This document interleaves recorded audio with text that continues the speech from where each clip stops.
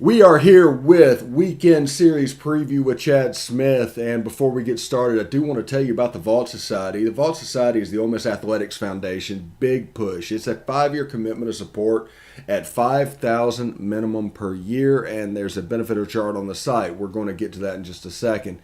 But I do want to tell you that all gifts to Ole Miss between now and June 30th will receive triple points. Red points are non-deductible and go towards priority seating. Blue points are 90% tax deductible and go towards parking and non-home ticketed games. That'll be like the game coming up in Labor Day against Louisville that handles postseason, bowl game, and neutral site. If you have any questions, hit up give2athletics.com. That is give2athletics.com. Also, I want to tell you about the rebelwalk.com. They have a major eclectic group of experts to come in and talk about all kinds of sports. They provide a unique experience, and I like to tell people all the time, you get a subscription level experience with no money put out. All that it's going to cost you is your time. So go over to the rebelwalk.com to find out more. That is the rebelwalk.com. They're also on Facebook and Twitter, and they're pretty good follows there. I'm here with Chad Smith to talk all about the Texas A&M series, the Fighting Texas Aggies. How you doing, Chad? Doing well. Yourself, Stephen? I'm doing quite well. I'm kind of looking forward to this weekend. Absolutely. It's going to be another big weekend coming up, and the Rebels get to go back to Texas. Okay. Before we break down and get into the position, what's the main overarching concern for this weekend that we need to be looking for? Well, two things that really pop out to me on this A&M team. Their offense. It's a balanced attack. Sure, they've got some power in their lineup, and they're able to deliver the home run, the homers, but they're also able to run the base paths and steal bases. So it's going to be quite a difficult challenge, especially on the road, the way it usually is down in College Station at Bluebell Park. And the other part of the Aggies, quite honestly, is their starting pitching.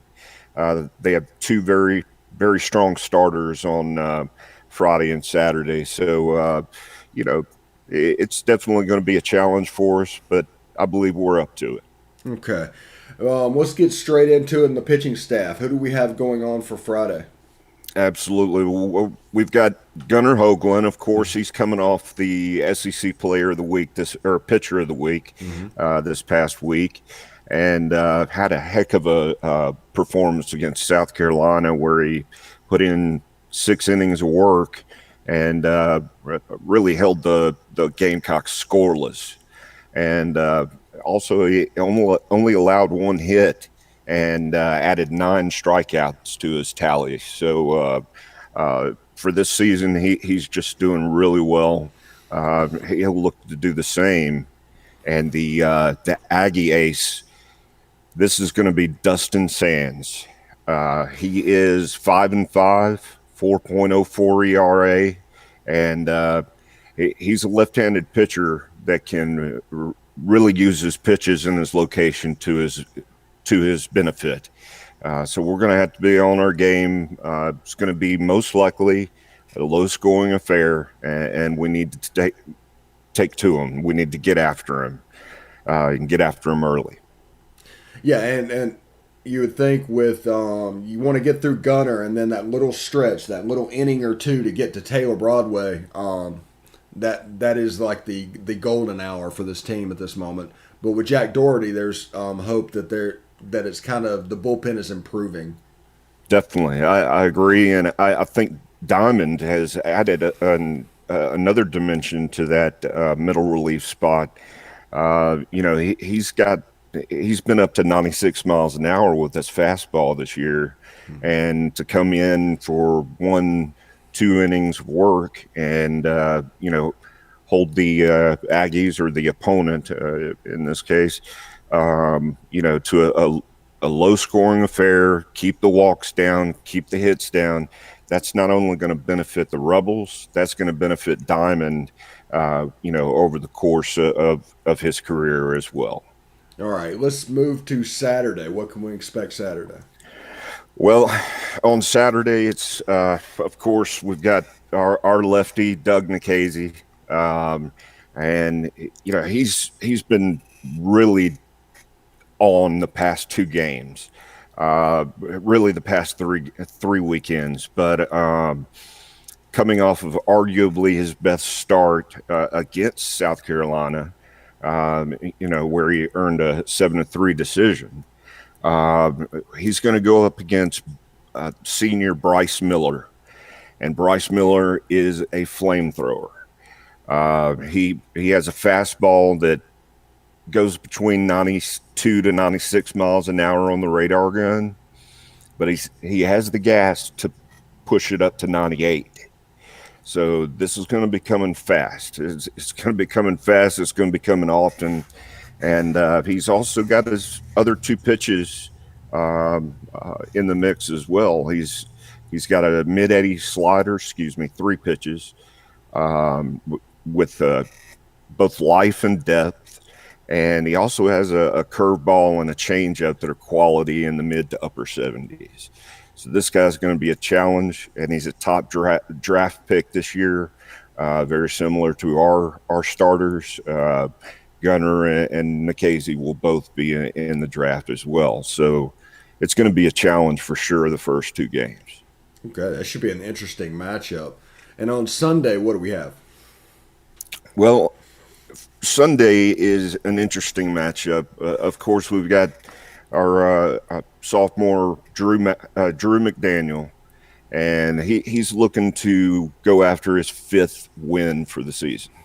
It's been elusive to him, if you will. It's kind of dodged in the past couple of weeks, but McDaniel had a decent showing against the Gamecocks last week. The Gamecocks came out really blowing and going, and basically had 4 earned runs on 6 hits and only 1 walk in 4.1 innings of work. So he will go up against most likely Nathan Detmer, and I say that because this is going to be a kind of a two-headed dragon on Sunday.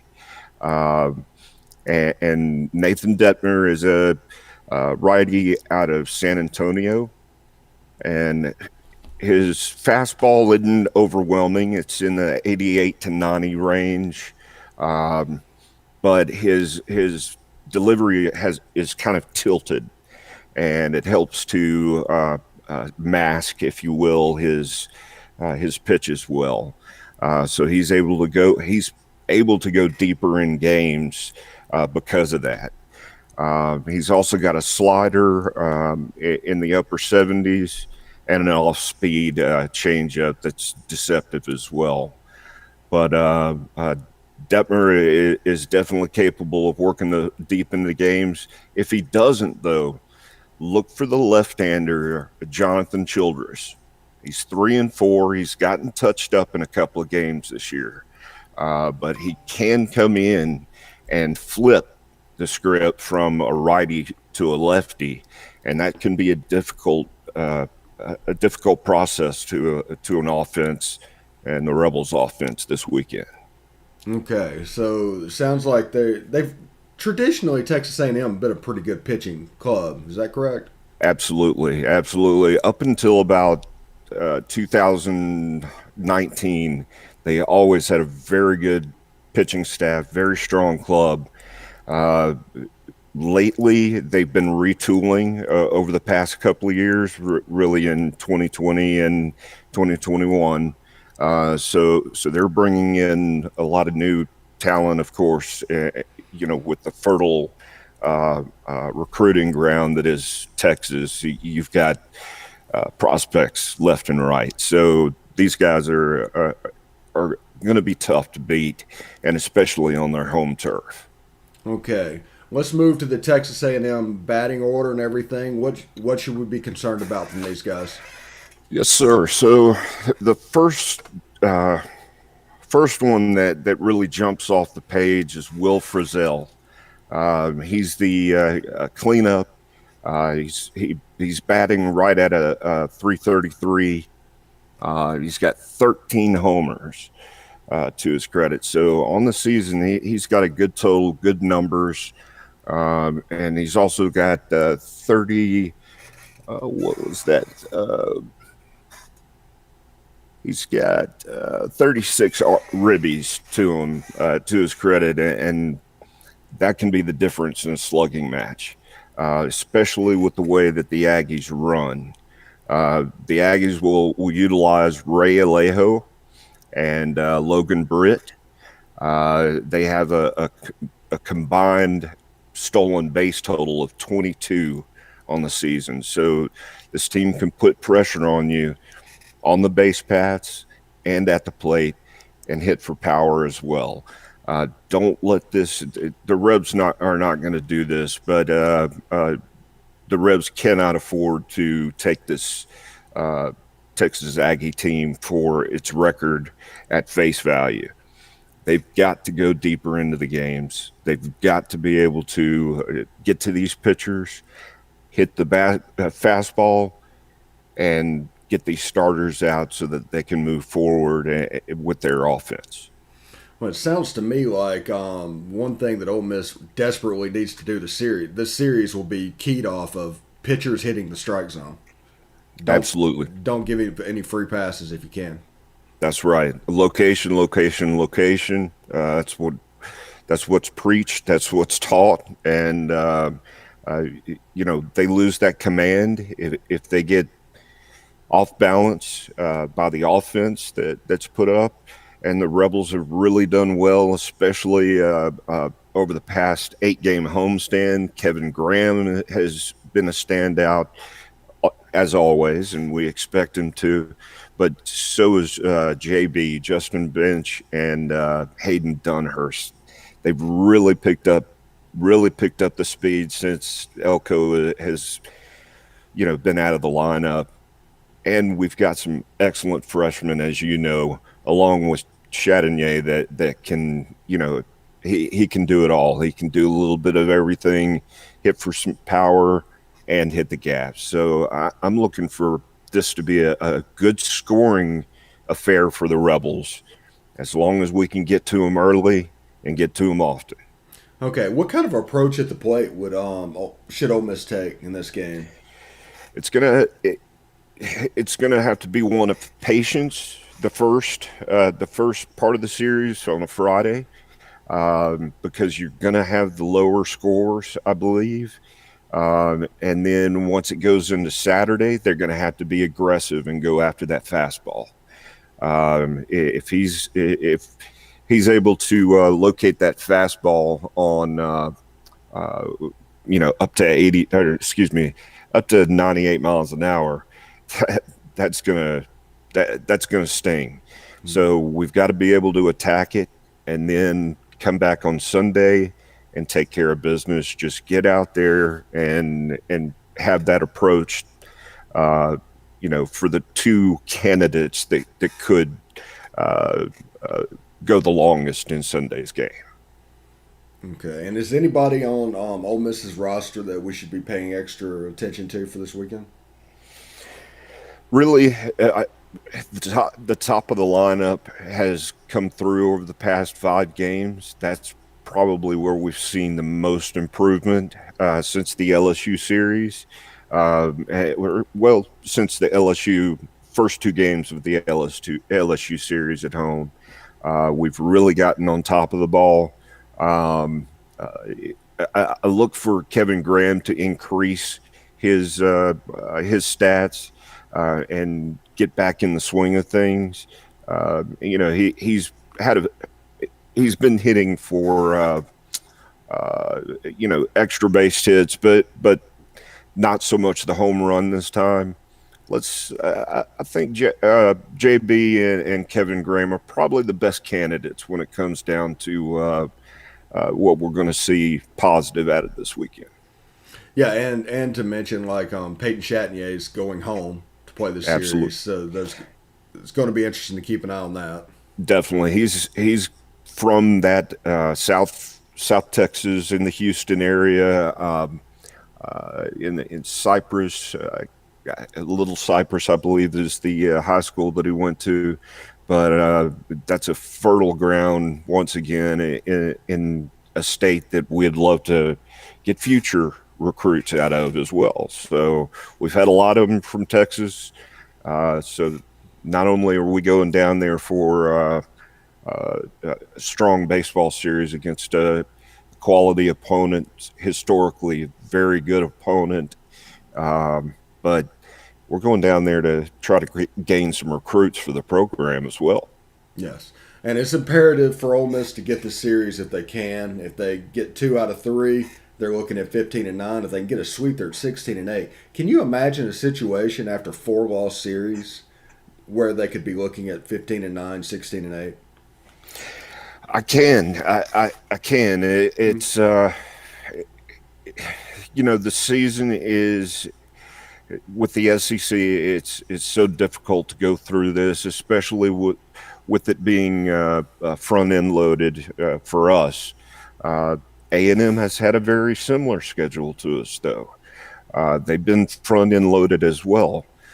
Just here recently, they've gone through Mississippi State and Arkansas and had to play both at Starkville and Fayetteville, and they've lost those series. Got swept by Mississippi State last week in Starkville. So, the margin for error is so little in the SEC, and especially the SEC West.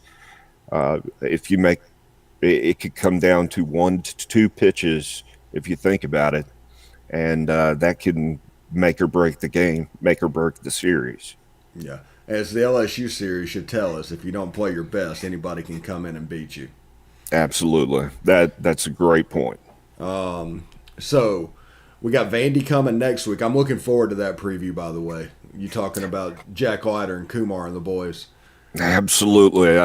Those guys, I'm headed over to Oxford to check them out. I want to definitely see Leiter, and it's going to be an excellent atmosphere, packed stadium, of course, and this is going to probably be the largest number of people at a baseball game, or college baseball, maybe baseball game overall so far this year. And it's going to be exciting. I'm ready to go for Vanderbilt, but let's get through Texas A&M one game at a time first. yeah. I was going to say, if they take care of business this weekend, that becomes a free shot. Absolutely, it does. Absolutely, and you sharpen your skills. You want to be able to improve each and every game and not look too far ahead. Yeah. You also want to have a selective memory, if you will. Exactly. And we're coming up. Let's see. When is the SEC tournament? Is that the week of the 29th of May? Yes, that is when it will be ending. The 29th, the 30th will be the championship game on Sunday. Okay. And then they'll have NCAA regionals, or regional selections that day. The final 16 seeds and the national seeds that day. But Hoover is going to be that week, and that's always a fun challenge, a fun atmosphere. Even though it's going to be restricted this year in attendance, it's still going to be a great experience, and hopefully we'll be able to pick up some quality wins. Yes, exactly. And this week or next week is when the regional hosts get announced. Yes, on May 10th, you'll have 20 sites that will be announced. Those 20 regional sites will not be in any seating order, if you will, but it will be based on the current records. Of course, strength of schedule, RPI, so on and so forth. But on the 30th is when they come back and they seed and announce the national seeds. They'll also whittle it down to 16 sites. And of course, Oxford, Swayze Field, we want the national seed. I think we still have a good chance for it. We're going to have Texas A&M taken care of first, to make sure we take care of it. If we win this series, it really plays in our favor.